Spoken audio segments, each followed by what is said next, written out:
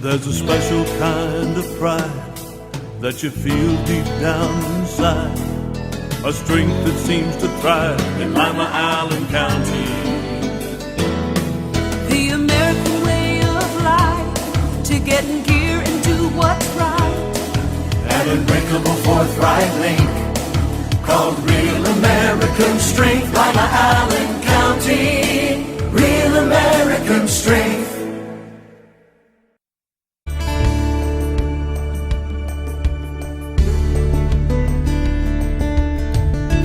Keeping you up to date with what's happening in your community. Community Focus on GTV2. Thanks for joining us today on Community Focus. I'm Ann Decker. The Lima Police Department has hired 2 new community service aides, and I'm pleased to welcome them to the studio today, Leanne Shade and Dianne Fowler. Thanks for being here. What is a community service aide? The Community Service Aid Program is a support service of the Lima Police Department. We handle 3 main duties. The first is graffiti abatement. We've been going up and down the streets and the alleys of Lima looking for graffiti and have been working on at least 40 at the moment. We started on the east side, going to the north, and we'll be going to the west and downtown. The second area is safety, and we've been working with some children's groups this summer. Eventually we'll include adult groups. And thirdly, we will be doing crime prevention. We will be going to school through the middle of October, and after that time we'll be able to give, we will be able to work with residential and businesses on crime prevention. Well, let's take the 3 bullet points. The first one, graffiti abatement. Are you going around with your own can of spray paint and getting rid of it, or what are you doing? We are having, we notify the owners, and that takes a bit of research. And after we locate the owners, then they have the option to cover it themselves, which is best because then they can match their paint. But if they prefer, LACNIP does cover it free of charge, but it's just a white paint that goes over the graffiti. Okay, and so if somebody does have graffiti and wants that service, they call you, they call LACNIP? They would call us, okay, and we go through the proper procedure, and then we would go ahead and give a work order to the Department of Community Development. Okay. In terms of the children's programs that you've done over the summer, what have you been involved with? We've done 3 presentations to UNIDOP, and that was exciting because they got to see the police cruiser, they got to see the inside of it, how it all worked. And then we've done the Eureka Fest, which is by Cornerstone Church, which was amazing. The little kids, they all won stuffed animals, everyone was happy. And then our third one, we actually had a little boy wanted to meet the chief of police, and when he came in to meet the chief of police, we gave him a tour of the police station. He got to see all the workings of the police station. Oh, fun. Do you tailor programs then for any particular group or organization that wants your services? Depending on what they want, if we are able to do it, yes. Okay. Like UNIDOP wanted summer safety, so we focused on summer safety. And that was exciting. Then when we did the Eureka Fest, we did gun safety. And even the parents, we had gun locks for the parents, and they were interested too. And they took brochures, and then with the little boy from the police station, he wanted to see it all. You know, there was nothing he didn't want to see. Little boys are like that. Yeah. How exciting, though. When you talked about in the future you'd be doing adult safety programs, what do you envision? We can speak to church groups, civic groups within the city of Lima. And I think it would be the same thing. I would say it would be tailor-made. There's personal safety, there's home safety, there's, or crime prevention, I should say. I think there's a lot of different areas. Internet, the sky's the limit. So I would say they could request, and if we don't know, then we'll be learning too, but we will give a good program. And that's something that you hope to be adding this fall then? Yes. Okay. If people do want more information about the CSA program, or they're interested in getting some of your services, how do they get in touch with you? They would call, there would be 2 ways. They could call the Lima Police Department number, 419-227-4444, and just ask for the community service aides. But the best way would be to call our personal line, and Diane's number is 419-221-5555. 419-221-5110. And mine is 419-221-5138. Great. Well, we appreciate you coming in today, and good luck with the program. Thank you. You're welcome. Leanne Shade and Dianne Fowler from the Lima Police Department. I'm Ann Decker, and this is Community Focus on GTV2. A message from the Allen County Chiefs Association. With the recent rise in juvenile crime, all Allen County police agencies are stepping up our efforts to reduce this with the enforcement of curfew laws. This affects anyone under the age of 18. Local laws may vary in age and time requirements among the villages, townships, and cities in the county, so please help us in our efforts by becoming familiar with the curfew law. Please check the websites on your screen for specific curfew information. Together we can make Lima Allen County a safer place in which to live and work. Let's all do our part to keep the Ottawa River clean and healthy. Prevent or clean up oil and fluid leaks from your vehicle that could wash into the river. Your actions matter. Help keep the youth of Lima safe by donating to Lima Safety City today. Hello, I'm Chuck Eichelberger from the Lima Noon Optimist Club. Safety City is a very important part of the Lima community. The Optimist Club is renovating Safety City and it needs your help. Donations can be made by going to the website limasafetycity.org. You can also send a donation to Lima Noon Optimist Club, P.O. Box 428, Lima, Ohio 45802. Help keep the youth of Lima safe by donating to Safety City today. We're back on Community Focus. I'm Ann Decker, and Jacqueline Beckner is in the studio with us today from the Lima Allen County Chamber of Commerce. And we couldn't figure out where the summer went, but I know you've been busy and you're going to get busier. Yes, all my days seem to run together.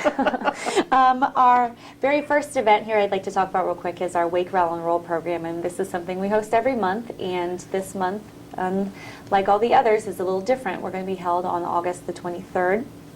At the fair. So it's something we do every year. We go on location to the fairgrounds, and we're in the Youth Activities Building, which is right off of the 309 entrance. You can just go right in, and we have an agriculture-themed breakfast. So we talk a little bit about agribusiness and what's going on in the community. It's the largest industry in our area, and so this month's topic is talking about the egg and where it comes from. We're going to find out which came first? I don't know. Our speaker is from Cooper Farms, so if anybody knows, they do. It would be her. She is the chicken production manager, so I would assume that she would know, yes, if it's the chicken or the egg. So she will be there. She'll talk a little bit about kind of where our food comes from and animal production, and then we've got a bevy of other speakers on our agenda, and it's a great breakfast because we've got farm fresh everything for the breakfast, and it's just a really good environment, and it's fun and energetic, and it's fun. It's at the fair. So I think it's probably my favorite Wake, Rattle, and Roll, just because the atmosphere is different. You can go in your shorts, it's dress down Friday, and just kind of hang out and enjoy it. It is, and luckily, as long as I've been here, we've had sunshine every Wake, Rattle, and Roll Fair Friday. So you walk in, you get the sun shining, and you're ready to go after, you're living after right. the end of it. Yep. And maybe you can stay a little bit longer, and some of those food vendors will be open. You can have some deep fried Oreos or something before you go back in the office. But the other event that I would like to talk about real quick is a legislative forum that we have set for August the 29th, and Lieutenant Governor Mary Taylor will be in visiting with us. And we're starting off the morning with a it's a meeting of the Ohio Small Business Advisory Council, and this is the first time that the Advisory Council and Lieutenant Governor Mary Taylor have spoken about these topics outside of Columbus. So having these meetings here in Lima is really exciting for us. The meeting starts at 10, and that runs until 12:30, and then we'll be talking about the Common Sense Initiative, which is Lieutenant Governor's push right now, and we're talking about regulations and different things that are impacting local businesses. So that'll start at 12:30, and if you're attending for the day, we really encourage that you're there a little bit before, so that way you can get in and find a seat. But that'll run from 12:30 to 2, and there'll be opportunities for our businesses to interact and talk and ask questions about the CSI initiative and what's going on and how different regulations and things are impacting our businesses here. So if you would like to pre-submit your question or your comment, you can go ahead and do that, and you can send that to Terry in our office, and the phone number is 419-222-6045, and you can pre-submit your question, so that way you know that it will get addressed, and that way if the conversation kind of runs away and you lose track of time, this way we know that your comment is there, and hopefully it will be brought up during the presentation. Do you want people to pre-register for this one? We would love that. It's a free event. However, so we can make sure we have everybody accounted for, just give us a registration at, you can do it online at limachamber.com, or again, you can give us a call at 222-6045, and we can take a registration over the phone. But we recommend that you do pre-register. That way you're accounted for, and we've got a seat for you. That way you have a seat. Yes, we don't want you standing in the back, and it's at the City Club, which is at the 3rd floor of our building, 144 South Main. It's in our ballroom, so there'll be plenty of space as long as you're registered. We'll have your chair for you. So. Alrighty. You mentioned the website. It's Yes. Comprehensive, and not just for the events happening at the Chamber of Commerce, but you've got a lot of great deals for people in the community too. We do. Our member directory has every single member that we have listed, and obviously we would love for you, when you're looking for vendors or you're shopping or you're looking for different people to do business with, check out our membership directory. We've got over 900 members listed there, and all their contact info. But also what's really unique this year, we've rolled it out these last couple months, is our jobs portal. Our members have access to upload and add new job openings that they have within their business or within their industry, and it's everything from administrative assistants to secretaries and lawyers, and I think we've got a couple carpet layers. We've got some medical assistants, so it really runs the gamut. But they're all great jobs, and they're local, and you know that what you're applying for is going to be here in the Allen County community. And then also we have a member discount program that we have. Our members are able to upload to our website different discounts and deals. We call it hot deals that they have for a limited time. So you can't necessarily get this promo anywhere else other than from our website. So if you check out limachamber.com, go to our homepage, and on the right-hand side there are some quick links that will link you straight to our job portal, as well as our hot deals and our member discounts. And that's for anybody in the community to take advantage of. You can go ahead and log in, or you don't even need to log in, just go to our website and click those quick links, and we'll send you straight there. And there's contact info is all right there, especially for the job section. It tells you descriptions of the position and who to send your resume to, and all of that information is right there. Yeah, and stick around and browse the site too, because you'll learn a lot. Right, we've got member news, we've got community news of lots of events and programs that are going on. You can learn how your business can benefit from a chamber membership if you have yet to join. So, and you should. It's fun. I mean, just to look at the example of all the great events coming up. Exactly. Give us the website address one more time. limachamber.com. And the phone number. 419-222-6045. Great. Thanks for coming in today. Thank you very much. Jacqueline Beckner from the Chamber of Commerce. We're going Girl Scouting when we come back, right after this on GTV2. Let's all do our part to keep the Ottawa River clean and healthy. Apply fertilizer and other lawn chemicals according to their label, so excess chemicals aren't washed into the river. Your actions matter. Reduce, recycle, reuse. Allied Waste Services and the City of Lima encourage you to live green by recycling all that you can. Recycling promotes green living by reducing the amount of waste materials buried in landfills. This saves money, natural resources, and energy. Keep our environment healthy and start recycling today. Allied Waste Services is committed to a clean environment. Contact us today for your recycling needs. Visit our website, republicservicesohio.com, to learn more about recycling today. Lima City Council has recently amended the city's vicious dog ordinance to deal with potential problems concerning dangerous dogs in the public. The ordinance is comprehensive. However, here are some key elements that all dog owners and their neighbors should be aware of. Any dog that is considered a breed of pit bull is considered a vicious dog regardless of its temperament. A vicious dog is any dog that attacks, bites, or causes injury to a person or domestic animal with or without provocation. Not under control of the owner, and secure with a muzzle and a leash of 6 feet or less in length, all vicious dogs must be confined when outside in a pen with a secured top and bottom, or with the sides of the pen embedded at least 1 foot deep into the ground. If you're a dog owner and have concerns about any dogs in your neighborhood, visit limapolicedepartment.com to find out more about the city's vicious dog ordinance. The fine for non-compliance is $150 per citation, and ignorance of the law is not a defense. If there's an emergency situation, call local law enforcement for immediate assistance. We're back on Community Focus. I'm Ann Decker. It's time to fall back into Girl Scouting. The Girl Scouts are having a big back-to-school event coming up September 21st. And here in the studio, we have Megan Ramey and Peggy Emerson. Thanks for being here. Hey, thanks for having us. You're welcome. What is fall back into Girl Scouting? Every year we have a very large event to kind of kick off the new membership year for the girls. They've just gone back to school. We want to remember it's Girl Scout time too.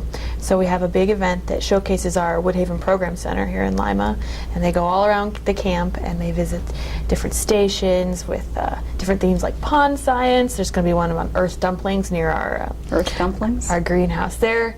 They're kind of made of compost and wildflower seeds and clay, and they roll them all up, and it's the original guerrilla gardening, which kind of sounds fun. Johnny Appleseed is the original guerrilla gardener. He went around planting things without asking people. And people do this in urban areas to beautify them. So they make it like a little dumpling, and then they're supposed to throw it over a fence into a vacant lot, or they can plant it in their garden, and it'll grow eventually. And it's just sort of a way to help them think about beautifying the environment around. But we'll make those in our greenhouse area, and we have an archery area that the younger girls they're not allowed to actually use the archery, so we have the targets out, and we're going to use some different slingshot type things and an interesting contraption that Peggy has come up with that shoots beanie babies, and help them try to target different things and learn a little bit about a little bit of science behind it, like trajectories and things, and then hopefully they'll want to come back and do archery when they get older.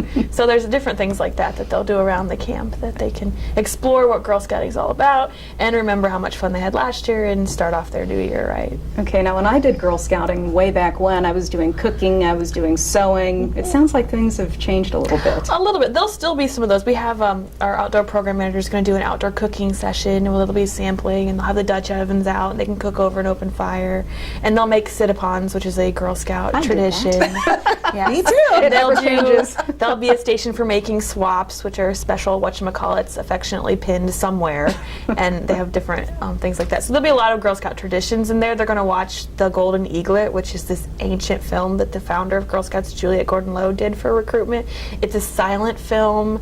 It's very funny, and it has the old history of Girl Scouts. They're swimming in lakes, and they have semaphores, and they're doing different directions, and it's funny, and it's kind of like their downtime is you can wander through, and there'll be a gorp station, which is good old roasted peanuts, and they can make trail mix, and then they can kind of sit there and watch that, and then they go do the rest of the activities if they're tired or something. So there's a lot of the traditions there as well, but there's a little bit of we have microscopes, and there'll be pond science, and hopefully soil and water. They've said that they would be there and do a little bit of macropod science with them, so that they can kind of get a little bit of the modern, but also the traditions of Girl Scouts. Well, it sounds like a lot of fun. I think it will. It's going to be, and the cost is only $6 per girl for 3 hours. You can come over, and from 11 to 2 on the 21st of September and just have a blast.